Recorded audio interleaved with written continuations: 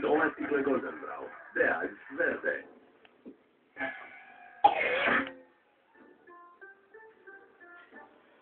Mama vrea să vină și ea încoace. Și la venit. Păi să nu se supere tata. Eh? Se supera tata, oi. Te supăra? A? Păi da. Și dacă vrei la mult? A? Și dacă vrei? Altă dată. Eh? Altă dată, oi. Dacă vrei venit tu acum, când știu. Auzi? Eh? Ea când a făcut o operație, a venit după bine la Zăgănești. A? A venit după bine, nu? Da. A venit acolo, mă, de-a adus, nu știu ce de-a adus, de acasă, mâncare. A? A venit cu bărbatul Leani.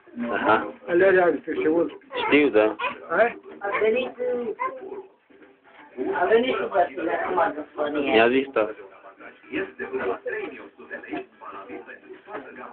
O să vin eu și cu ea, dar eu știu când noi mai veni. Dacă plec încolo. Nu te duci. Plec în Spania. Iar? Aha, sâmbătă plec. Mai mai fost. Am mai fost.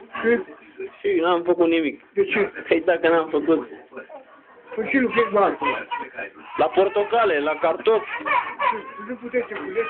A? Nu puteai să culegi? Păi, culegeam, dar nu prea era de muncă. Ce are copilul de plâns? Uite, plânge și el. Nu e învățată, uite, cu frații mei.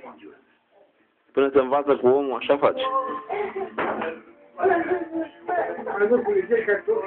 Aha. Ba da. Da, la 2 sau? Aha. Da, da. Da, da.